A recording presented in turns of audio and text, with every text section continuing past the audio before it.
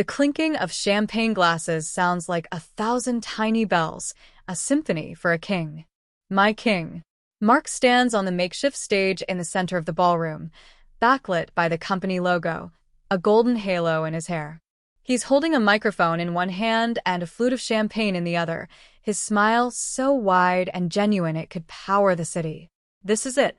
The culmination of 10 years of late nights, sacrifice weekends, and lukewarm dinners eaten over a keyboard. Vice President. He did it. We did it. I feel a swell of pride so fierce it almost lifts me from my seat in the front row. My dress, a deep sapphire silk I bought just for this occasion, feels like a second skin. I catch his eye, and he gives me a small, private wink. A secret shared between us, a promise. We're almost there. He's thanking everyone, of course. His boss, his team, the mentors who guided him. The words flow from him, smooth and polished, the speech we rehearsed in the living room last night a dozen times. I mouth the words along with him, a silent partner in his triumph. My heart is thrumming a steady, happy beat against my ribs. In a few minutes, he'll step down, we'll be surrounded by well-wishers, and then we'll go home and celebrate properly, just the two of us. The future feels like a long, sunlit road stretching out before us. And finally, he says, his voice dropping a little, becoming thick with emotion. The room quiets, leaning in. I have to thank the one person who makes all of this possible. The person who is my inspiration, my rock, my future. I press a hand to my chest, a blush rising on my cheeks. It's a little over the top for a corporate event, but that's Mark. Grand gestures. He loves an audience. I ready myself to stand, to accept the applause that is rightfully half mine. But he doesn't look at me. His eyes scan the crowd, past me, to a few rows back. A knot of confusion tightens in my stomach. Sarah, he says, his voice ringing through the silent room. Could you come up here? Sarah?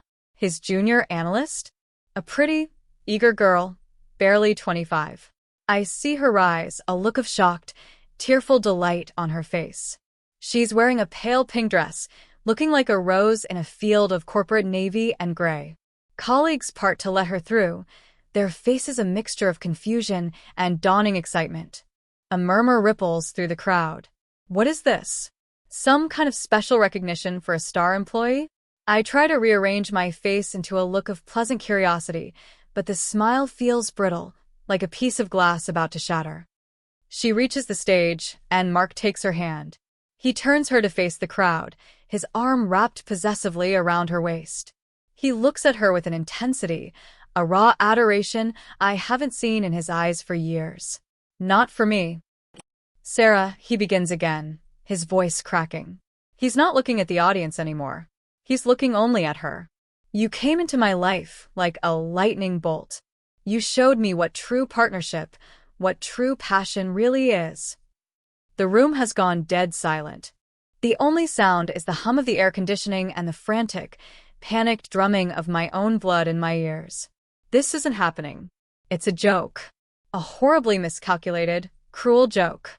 I look around for a camera, for someone to yell surprise, but all I see are the stunned, pitying faces of our colleagues, their eyes flicking between the stage and me. They know. They all knew. Mark sinks to one knee. A collective gasp sucks the air from the ballroom. He pulls a small, velvet box from his pocket. He opens it.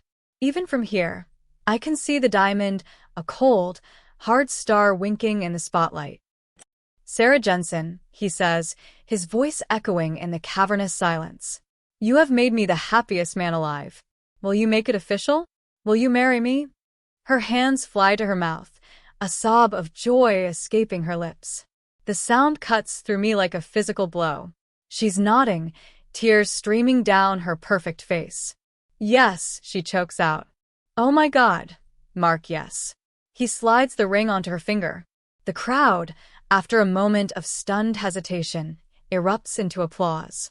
It's a deafening, dizzying roar. They are clapping for the death of my marriage. They are cheering for my public execution. Mark stands, pulls her into a deep, passionate kiss, a kiss meant for movies and magazine covers. A kiss he hasn't given me in a decade. I am frozen. I can't breathe. I can't move. My body is a statue of ice in a sapphire dress. I can feel hundreds of pairs of eyes on me, some curious, most filled with a terrible, suffocating pity. I am the punchline, the collateral damage, the ghost at the feast. The world hasn't just tilted on its axis, it has shattered into a million unrecognizable pieces, and I am standing in the wreckage, utterly and completely alone. If you've ever felt that kind of public betrayal, the kind that steals the very air from your lungs, tell me about it in the comments. I read every single one. And if this is your first time here, please subscribe. Knowing you're out there helps more than you can imagine. Just 6 months ago, my world was a small, carefully curated universe of two. Mark and me. Our apartment wasn't large, but it was ours. It smelled of his coffee in the morning and the lemon cleaner I used on the hardwood floors. Our lives were woven together so tightly, I didn't know where I ended, and he began. For 12 years, his career was our career. His ambition was our ambition. I was the quiet, unseen partner in the firm of Mark and me. When he was studying for his MBA, I was the one brewing coffee at 2 a.m., quizzing him with flashcards until my voice was hoarse. When he was pulling all-nighters to finish a proposal, I was right there beside him, proofreading for typos, redesigning slides to make them sharper, more impactful. My own career, a promising start in graphic design, had been gently placed on a shelf, then packed away in a box, and finally forgotten in the attic of our shared life. It was a sacrifice made willingly, a brick laid in the foundation of the empire we were building. He was the face of the company, and I was the chief operating officer, the logistics manager, the head of morale. It was a role I cherished. I remember the day he got the first interview for the VP position. He came home, his suit jacket slung over his shoulder, his tie loosened. He looked exhausted but electric. "I think I have a shot, babe," he'd said, collapsing onto the sofa. A real shot. That night, we ordered his favorite pizza and spread the company's annual reports across the coffee table. I spent the next 3 weeks living and breathing market projections and Q3 earnings. I built a dossier on every executive he'd be meeting with, memorizing their professional histories, their pet projects, even the names of their children from their LinkedIn profiles. "You're my secret weapon," he'd murmur, kissing the top of my head as I highlighted a key weakness in a competitor's strategy. I didn't want credit. Seeing him succeed was my success. His victory was our victory. The promotion was the summit of a mountain we had climbed together, hand in hand. The party was meant to be our flag-planting ceremony. When the official offer came through, he lifted me up and spun me around the kitchen, laughing like he hadn't in years. "We did it," he shouted, his voice echoing in our small apartment. We actually did it. The "we" was the most beautiful word I'd ever heard. It validated every sacrificed weekend, every postponed vacation, every time I'd put his needs before my own. The invitation to the celebration party was printed on heavy, cream-colored cardstock. Mark's name was in embossed gold letters. In honor of Mark Jennings, our new vice president of strategy, I'd held in my hands, tracing his name, feeling a profound sense of accomplishment. I spent weeks looking for the perfect dress. I wanted to look like the wife of a vice president. I wanted to be the elegant, supportive woman standing beside the man of the hour. I found the sapphire silk in a small boutique downtown. It cost more than I'd spent on myself in years, but Mark insisted.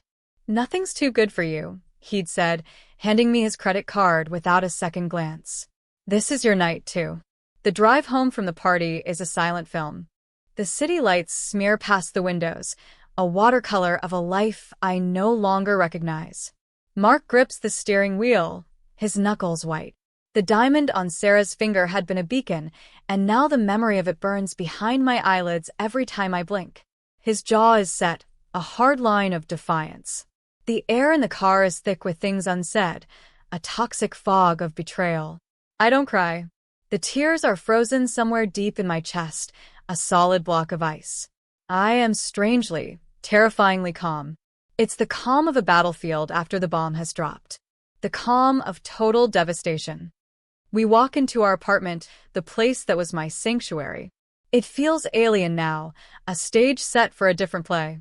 The photos on the wall of us smiling in Paris, on a beach in Mexico, at his college graduation, they feel like images of two strangers. He doesn't look at me. He walks straight to the bar cart and pours himself a whiskey, his back to me. A coward's posture. Mark, I say. My voice is a stranger's, a low, flat monotone. He takes a long swallow of his drink before turning to face me. His eyes are cold, devoid of the warmth I had mistaken for love just hours before. There is no apology in them. No regret. Only a grim determination. It's been over for a long time, Claire, he says, his voice as sterile as a surgeon's scalpel. You had to have known. Had I? I search my memory, frantically sifting through the past year. The late nights at the office I'd attributed to ambition. The business trips that had become more frequent. The way he'd started turning his phone screen down on the nightstand. The little pockets of emotional distance I'd told myself were just stress. I had explained it all away, papered over the cracks in our foundation because I couldn't bear to look at them. I had been a fool. A willing, blind fool. Her. I whisper. The question hanging in the air like smoke. How long? 6 months, he says without flinching. It started on the Chicago project. The Chicago project. The one I'd helped him with. The one where I'd stayed up until 4 a.m. creating the entire graphic presentation for his final pitch because he said the corporate design team was uninspired. I remember being exhausted but exhilarated, fueled by coffee and the feeling of being his indispensable partner. He was in Chicago for 2 weeks. He'd called me every night, telling me how much he missed me. He was lying. Every word was a lie. He was with her. The promotion, I say, the pieces clicking into place with sickening clarity. The party. Why, Mark? Why would you do it like that? In front of everyone? In front of me. He has the decency to look away then, swirling the amber liquid in his glass. I wanted it to be clean, he says, the words clipped. A public statement. No messy he said, she said. This way, everyone knows where things stand. It's better this way. Cleaner. Cleaner. He set our marriage on fire in a crowded room and called it clean. He humiliated me in front of every person whose opinion mattered in our professional lives to avoid a difficult conversation. The sheer, calculated cruelty of it finally cracks the ice in my chest. A single, hot tear escapes and traces a path down my cheek. I want you to be gone by the morning, he says, draining his glass. He places it on the counter with a definitive click. I'll have my lawyer send your lawyer the paperwork. Let's not drag this out. He walks into our bedroom, his bedroom now, and closes the door, leaving me alone in the living room with the ghosts of our life together. The silence is absolute. I stand there for a long time, the sapphire dress feeling like a costume from a tragedy. Gone by morning. Just like that. 12 years of my life, erased in a single night. I slowly walk to the closet, pull out a suitcase, and begin to pack. I don't take much. A few clothes. My toiletries. The box of my old design portfolios from the top shelf. As my fingers close around the dusty cardboard, a flicker of something other than pain ignites within me. A cold, quiet cinder of rage. He thinks this will be clean. He has no idea the storm that's coming. The first few weeks are a blur of gray.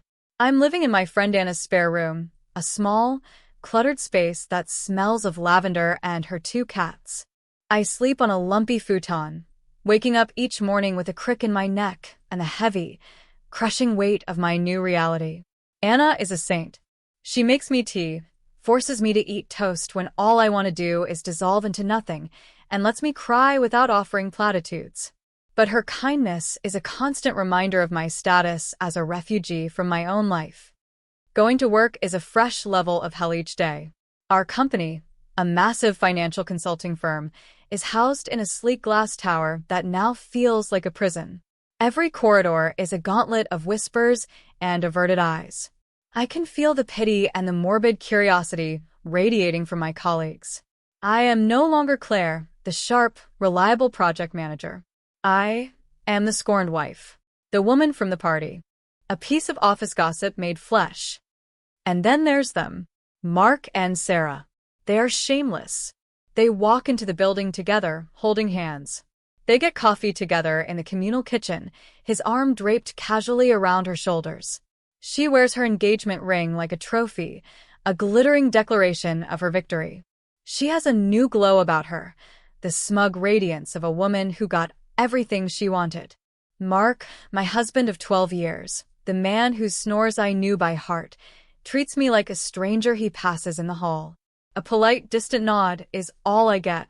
A flicker of recognition before his eyes slide away, back to her. Each sighting is a fresh stab to the heart. I start taking the stairs to avoid the elevator. I eat lunch at my desk. I map out my day to minimize any possible chance of running into them. The office, once a place of professional pride, has become a minefield of emotional triggers. The legal battle begins, and it's as brutal as Mark promised. His lawyer is a shark in $1,000 suit, a man whose smile never reaches his cold, dead eyes. The first offer they send over is an insult. They offer me a pittance, a sum that wouldn't even cover a year's rent in this city. They claim I am not entitled to anything more. They argue that his promotion, his new salary, his stock options, all of it was earned after our unofficial separation, which they have backdated to 6 months ago, the day he started sleeping with her. They are trying to erase me from the narrative of his success. My own lawyer, a kind but overwhelmed woman from a small family law practice, tells me it's a standard intimidation tactic. "We'll fight it, Claire," she says, her voice full of gentle reassurance. But they have deep pockets. This could get long and expensive. Expensive is a problem. Mark had always handled the finances. I had a small personal savings account, but our main assets were all tied up in joint accounts, which he promptly froze. I'm living off the dregs of my savings and Anna's charity. I can't afford a protracted legal war. Mark's team plays dirty. They subpoena my personal emails, my text messages, my credit card statements, searching for anything they can use to paint me as unstable, vindictive, or financially irresponsible.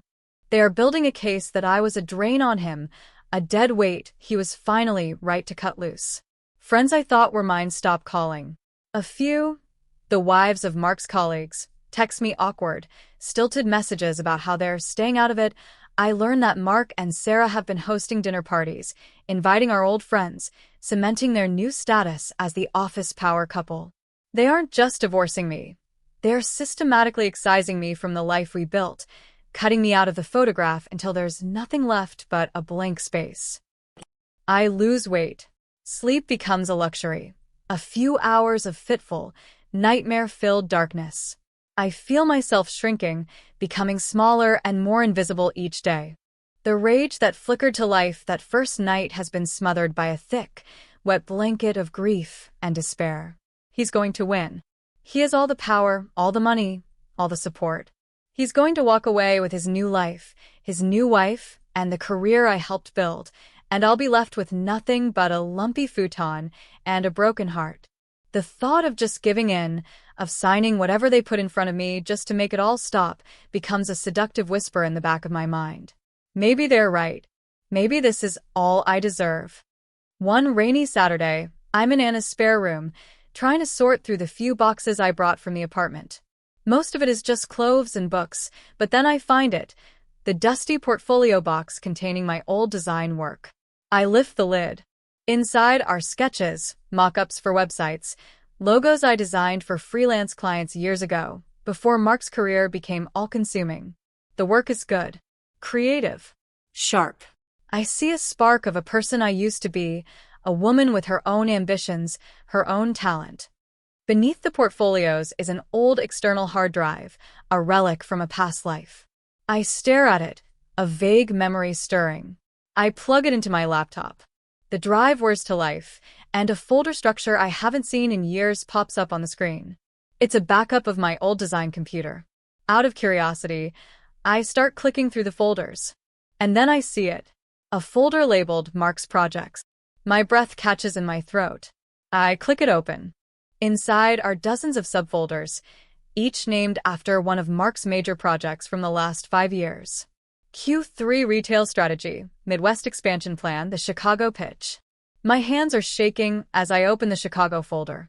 It's all here. Every single slide of the presentation I built for him. The raw data he'd emailed me.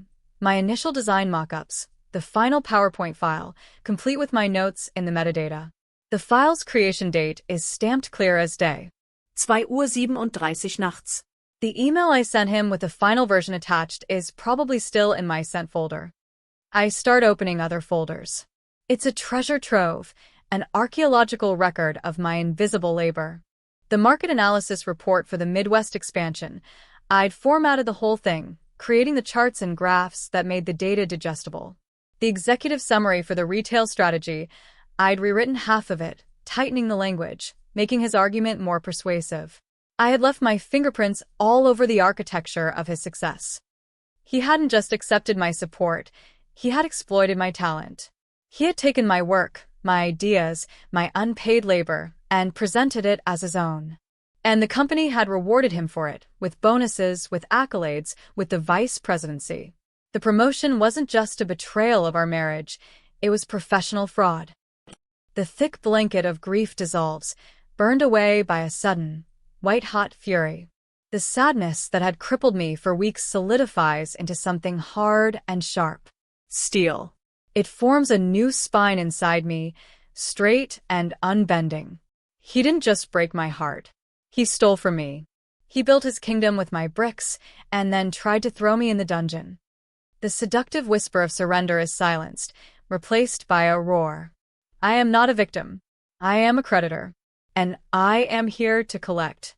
He wanted a clean break. He's about to find out how messy things can get when you try to erase the person who holds all the receipts. The war isn't over. It's just begun. The following Monday, I walk into my lawyer's office with a new purpose in my step. The timid, heartbroken woman who had been there last week is gone. I place the external hard drive on her polished mahogany desk. I want you to fire yourself, I say, my voice steady. She looks at me, startled. Claire, what are you talking about? You're a good person, I explain, but I don't need a good person right now. I need a shark. I need someone who understands corporate law as well as family law. Because this isn't just a divorce anymore. It's a hostile takeover. I spend the next hour walking her through the contents of the hard drive, showing her the side-by-side comparisons of my work and Mark's final submissions. Her eyes, usually so full of gentle sympathy, narrow with professional interest. She sees it. She sees the case. But she also sees the mountain we'd have to climb. Claire, this is compelling, she admits, but proving it in a family court will be an uphill battle. They'll claim it was just a wife helping her husband. That's why we're not just fighting this in family court, I say, leaning forward. The plan had been forming in my mind all weekend, a beautiful, intricate machine of righteous vengeance. We're going to open a new front. She recommends a name, Julian Croft. He's not just a shark, he's a great white. A legendary litigator, known for taking on corporate giants and winning. His fees are astronomical. Getting him would take every last cent I have, and then some. It's the biggest gamble of my life. I don't hesitate. I liquidate my small retirement fund, the nest egg I'd been dutifully contributing to for a decade. It's all in. My first meeting with Julian is in a corner office on the 50th floor of a downtown skyscraper, with a view that could make gods feel humble. He's a tall, severe-looking man in his late 50s with eyes that seem to see right through you. He listens to my story without interruption, his face an unreadable mask. I lay out the evidence, the hard drive, the emails, the late-night texts from Mark that read, "Can you just take a quick look at this?" You're so much better at the visuals. When I'm finished, a long silence hangs in the air. They're trying to paint you as a bitter, grasping housewife, Julian says, his voice a low baritone. It's not a question. Yes, I reply. And you want to paint him as a fraud who built his career on your stolen labor. He is a fraud who built his career on my stolen labor. A slow smile spreads across Julian's face. It's not a warm smile. It's the smile of a predator who has just caught the scent of blood. I'll take the case, he says. And we're going to do more than just get you a fair settlement. We're going to get you restitution. The strategy shifts immediately. Julian's team files a barrage of motions. We are no longer just responding to Mark's attacks. We are on the offensive. We subpoena his work emails, his project files from the company's server, his expense reports. We are not just looking for evidence of his affair. We are meticulously building a case of intellectual property theft. The process is grueling. I spend my days at work, enduring the whispers and the cold shoulders, and my nights in Julian's conference room, surrounded by boxes of documents, piecing together the timeline of my contributions. I comb through years of emails, finding every instance where Mark asked for my help, every file I ever sent him. It's painful work, reliving the intimacy of our partnership, now tainted by the knowledge of his deceit. But with every piece of evidence I find, the steel in my spine gets stronger. Mark and his lawyer are blindsided by the aggression. They thought they were dealing with a pushover. Now they're facing a legal titan. Their tone shifts from dismissive to defensive. They file countermotions, trying to block our requests, claiming they are irrelevant to the divorce proceedings. But Julian is relentless. He argues in front of the judge that Mark's professional conduct is directly relevant to the division of assets, as his entire career trajectory, and thus his earning potential, was built on a fraudulent foundation.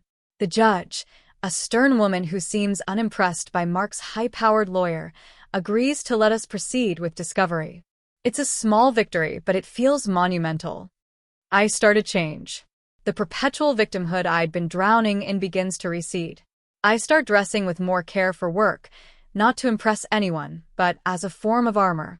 I hold my head higher as I walk down the halls. I meet the pitying stares of my colleagues with a cool, level gaze. I am no longer just a scorned wife. I am a woman with a purpose.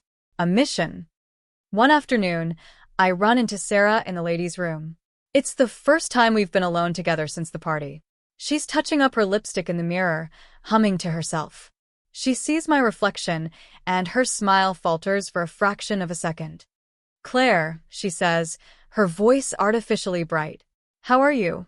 "I'm fine, Sarah," I say, my tone even and cold. She hesitates, then seems to gather her courage. "Look, I know this must be awkward, but I want you to know, what Mark and I have is real. I never meant for you to get hurt." The condescension in her voice, the implication that I am merely collateral damage in her great love story, makes my blood run cold. "You didn't mean for me to get hurt?" I repeat, turning from the sink to face her directly. "You started a relationship with your married boss. You stood on a stage and accepted his proposal in front of his wife. Every choice you made was a choice to hurt me. So please spare me the performance." The color drains from her face. The smug confidence she usually wears like a cloak is gone, replaced by a flicker of fear. She sees something in my eyes she hasn't seen before. I am not the weeping, pathetic creature she and Mark imagined. I am a threat. Without another word, she grabs her purse and practically flees the room. I look at my own reflection in the mirror. For the first time in months, I recognize the woman staring back at me. And she looks ready for a fight. Just when I start to feel a sliver of control, Mark and his team unleash their counteroffensive. It's a scorched earth campaign designed to break me. They leak carefully selected details to the office rumor mill. Suddenly, everyone has heard that I was a spendthrift, that I was emotionally volatile, that our marriage had been a hollow sham for years. Sarah is the star of this narrative, painting herself as the woman who rescued Mark from a toxic, loveless prison. She whispers to her friends over lunch in the crowded cafeteria, just loud enough for others to overhear, how brave Mark was to finally choose happiness. The smear campaign is effective. The few work friends I had left start to pull away, their faces etched with uncertainty. The social isolation becomes a palpable force, a cold bubble that surrounds me wherever I go. They are poisoning the well, making me a pariah in my own professional life. Then they come after my job. A formal complaint is lodged against me with human resources, citing a decline in performance and creating a hostile work environment. The claims are vague and unsubstantiated, but they are terrifying. My job is the one piece of solid ground I have left, my only source of income to fund this legal war. Mark knows this. He's not just trying to win the divorce. He's trying to destroy me utterly, to leave me with nothing. I'm called into a meeting with my department head and an HR representative. They look at me with a mixture of professional concern and personal discomfort. They ask me about my focus, about my interactions with colleagues. They dance around the real issue, but we all know what this is about. It's a warning shot. Mark is reminding me of the power he wields in this company, the influence he has. He is vice president. I am just a project manager. The pressure becomes immense. Julian's legal fees are piling up. My savings are gone. I'm living on credit cards and Anna's generosity. I lie awake at night, the ceiling of the spare room pressing down on me, the weight of it all threatening to crush me. Doubt, a venomous snake, begins to uncoil in my gut. What if I'm wrong? What if I lose? What if I end up jobless, penniless, and alone, having wagered everything on a long-shot quest for vengeance? One evening, Julian calls me. His voice is grim. They're filing a motion for summary judgment, he says. They're arguing that your claims of contribution to his work are baseless, and that this is nothing more than a malicious attempt to harass him. They've attached sworn affidavits from 3 of his team members, including Sarah, stating that he was the sole author of all the projects in question. They are lying under oath for him. The betrayal is so profound it leaves me breathless. These are people I knew, people I'd worked with. They are choosing him, closing ranks to protect the man in power. What does this mean? I ask, my voice barely a whisper. It means we have to prove not just that you did the work, but that they are actively conspiring to hide that fact. It raises the bar for evidence significantly. The judge might be inclined to see this as a simple, he said, she said, and throw it out to avoid a messy corporate scandal. We could lose everything before we even get to trial. All seems lost. The walls are closing in. Mark has the money, the power, and a loyal army of liars. I have a hard drive and a mountain of debt. The fury that has been fueling me sputters, doused by a wave of cold, hard despair. I hang up the phone and curl up on the lumpy futon, the fight finally knocked out of me. He was right. He holds all the cards. I am going to be erased. As I lie there in the dark, staring at the ceiling, a thought drifts into my mind, quiet and insidious. He thinks the fight is in the courtroom. The courtroom is his territory, a place where money and power can bend the truth. He's been preparing for that battle, building his fortress of lies. But he's made a critical mistake. He's so focused on the legal war that he's forgotten about the battlefield where he is most vulnerable, the company itself. I sit up, my heart starting to beat faster. The HR complaint against me, the sworn affidavits, the public proposal at a company event, the affair with the direct subordinate. He hasn't just been a bad husband, he's been a reckless employee. He and Sarah have been conducting their entire relationship under the corporate microscope, assuming his new title made him untouchable. I get out of bed and turn on my laptop. I navigate to the company's internal server and find the employee handbook, a dense, 100-page PDF that everyone is supposed to read and no one ever does. I open it. I spend the next 4 hours reading every single word. I read the section on fraternization, which strictly prohibits romantic relationships between a manager and a direct report. I read the Code of Conduct, which outlines policies against conflicts of interest and misuse of company resources. I read the section on intellectual property, which states that all work produced for the company by anyone is the property of the company. A new plan begins to form, a strategy so audacious and so elegant it makes me dizzy. Mark thinks he's fighting a divorce case. He's about to find himself in a corporate tribunal where the rules are different, and his power might just be his biggest liability. I remember something else. The Chicago trip. He'd expensed his hotel, his meals, his flights. Sarah had also been on that trip as his junior analyst. I pull up his corporate credit card statements, which Julian had subpoenaed months ago but which we'd only scanned for personal extravagances. I look at them now with new eyes. I cross-referenced the dates and locations with the gushing, romantic text messages he sent her, the ones his lawyer had tried to get thrown out as irrelevant. He wasn't just having an affair. He was having an affair on the company's dime. He was using a business trip, funded by shareholders, as his personal romantic getaway. This is bigger than my stolen work. This is a pattern of unethical, reckless behavior that puts the entire company at risk. He's a liability. A vice president who has shown stunningly poor judgment. My fight is no longer just about me versus him. It's about me presenting the company with a problem that they cannot afford to ignore. I'm not going to be the bitter ex-wife anymore. I'm going to be the whistleblower. I pick up the phone and call Julian. I have an idea, I say, the despair in my voice replaced by a chilling calm. Forget the motion for summary judgment. We're changing venues. The air in the 60th floor conference room is cold and still. It's a vast, sterile space, dominated by a long, black marble table that reflects the stormy sky outside the floor-to-ceiling windows. At the head of the table sits Arthur Vance, the company's chief legal officer, a man with a reputation for surgical precision and zero sentimentality. Beside him is Eleanor Vance, the head of human resources, a woman whose calm demeanor hides a will of iron. Julian sits to my left, his briefcase open, a single, impeccably organized binder on the table in front of him. I sit to his right, my hands resting calmly in my lap, my heart beating a slow, steady rhythm. We are not here for a divorce settlement. We are here for a corporate intervention. Julian had requested the meeting under the guise of discussing a serious ethical breach by a senior executive that poses a significant liability to the company. The carefully chosen words had gotten us in the door. Arthur Vance begins, his voice devoid of warmth.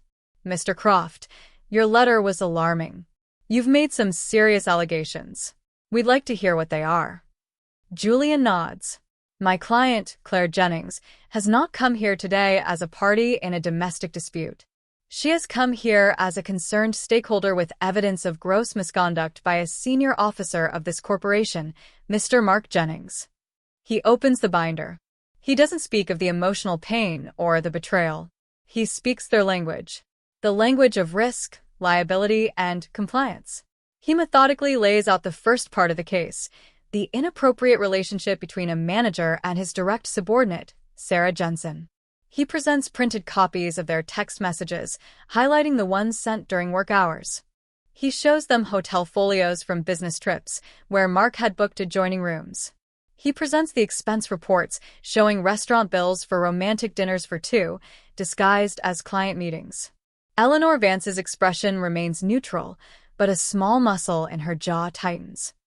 Then Julian moves to the second part, the fraud. He places my old hard drive on the table. He connects it to the large monitor on the wall. He brings up the files from the Chicago pitch. On one side of the screen, he displays the presentation I created, with all its metadata intact, showing my authorship and creation date. On the other side, he displays the version from the company server, the one Mark submitted as his own. They are identical.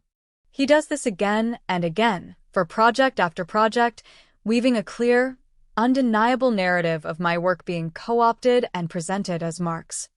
For years, Julian concludes, his voice resonating in the quiet room, Mr. Jennings has been submitting work that was not his own, in whole or in part. He has accepted promotions, bonuses, and now the vice presidency, based on a fraudulent representation of his abilities. This is not a domestic issue. This is a corporate integrity issue. Arthur Vance stares at the screen, his face a granite mask. He is silent for a full minute. The fate of my entire plan hangs in that silence. Finally, he turns to Eleanor. Get Jensen in here, he says. The girl.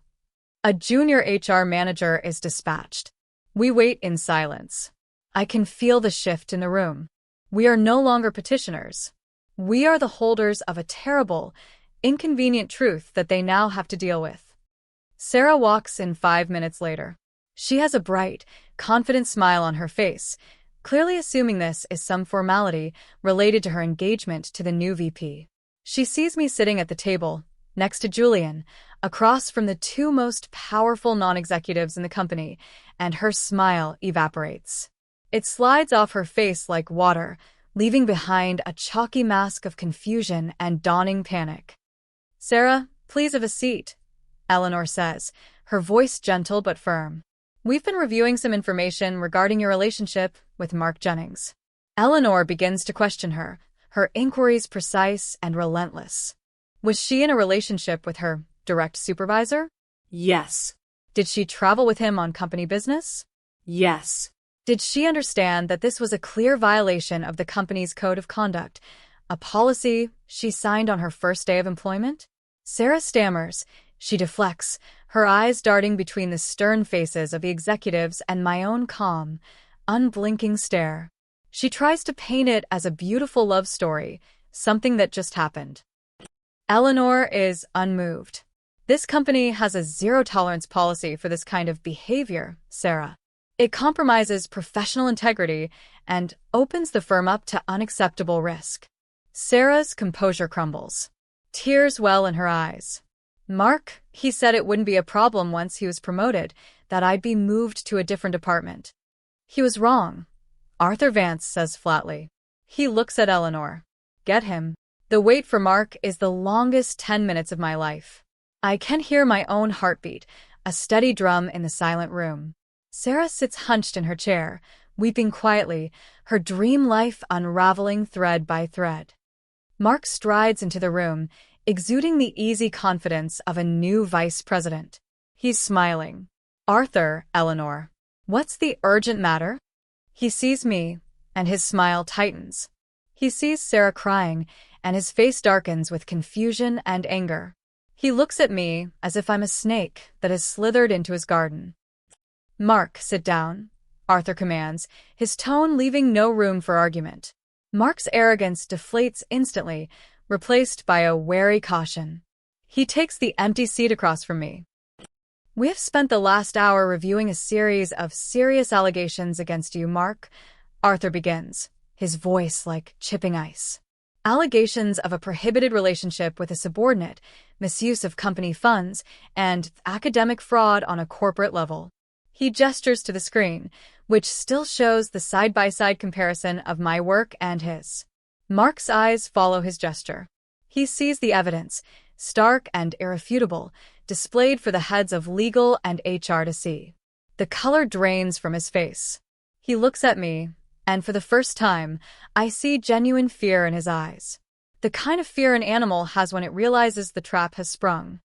He tries to bluster, to deny. "This is ridiculous. It's a fabrication by a bitter ex-wife trying to extort money in a divorce." "Is it, Mark?" Julian interjects smoothly. "Because we have server logs. We have email records. We have your own text messages asking for her help. And we have sworn affidavits from you and your team, submitted in a court of law, attesting that you were the sole author of these documents. Affidavits that appear to be perjury." The word perjury hangs in the air like a guillotine. Mark's jaw works, but no sound comes out. He is cornered. The corporate fortress he thought would protect him has become his prison. The power he wielded has become the instrument of his own destruction. He looks from Arthur's stony face to Eleanor's disappointed one. He looks at Sarah, who is staring at him with a look of dawning horror, realizing he has not just ruined my life, but hers as well. Finally, his eyes meet mine across the black marble table. In them, I don't see hatred or anger anymore. I see defeat. Complete and total. I haven't said a word. I didn't need to. I just sat there and watched the empire he built on my back collapse into dust. The fallout is swift and silent, as corporate executions often are. The following morning, an all-staff email announces that Mark Jennings has resigned, effective immediately. To pursue other opportunities, Sarah Jensen's departure is not announced at all. Her desk is simply empty, her computer gone. The story of the proposal at the promotion party becomes a hushed, legendary cautionary tale, a ghost story whispered in the break rooms. His promotion is rescinded before it ever really began. My divorce proceedings take a dramatic turn. Faced with irrefutable evidence of corporate fraud and the looming threat of a perjury charge, Mark's fight is over. His shark of a lawyer is replaced by a chastened, much more cooperative one. Julian drafts a new settlement agreement. It's not a negotiation. It's a list of terms. I get the house. I get more than half of our marital assets, including a significant portion of the stock options he was forced to forfeit. He pays all my legal fees, a sum that is now astronomical. He signs it without a single amendment. It's the cleanest, quietest surrender I could have imagined. But the victory isn't in the money or the house. It's in the quiet vindication. It's in the knowledge that I didn't just survive his attempt to erase me. I rewrote the entire story, with him as the villain and me as the architect of his downfall. I don't stay at the company for long. I take a generous severance package that Eleanor Vance offers me, a silent acknowledgement of the service I provided them. The glass tower holds too many ghosts. 6 months later, I'm standing in what used to be my small home office. Now, it's the headquarters of my own small business, Claire Jennings Design. I used the settlement money to start my own graphic design and brand strategy consultancy. The portfolio that had been gathering dust in a box is now the centerpiece of my website. My first clients are small businesses, startups who need sharp, intelligent design but can't afford a big agency. I pour my heart into their work, the work that is finally, indisputably mine. The sapphire dress still hangs in the back of my closet. I don't know why I keep it. Perhaps as a reminder of the woman I was that night, broken, humiliated, and invisible. A reminder of how far I've come. I'm not the same person who wore that dress. That woman believed her value was reflected in her husband's success.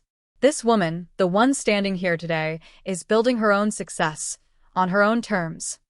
The life I have now is quieter than the one I'd planned with Mark, but it's more real. It's mine. I am no longer the invisible partner, the ghostwriter of someone else's life. I am the author of my own. The rage has cooled, leaving not bitterness, but a quiet, unshakable strength. He tried to burn my world to the ground, not realizing I was forged in fire. They say living well is the best revenge. I think it's about reclaiming what was yours all along, your talent, your voice, your story. If this story hit close to home, I'd love to hear your version. Thanks for being here. Subscribing helps bring more of these to life.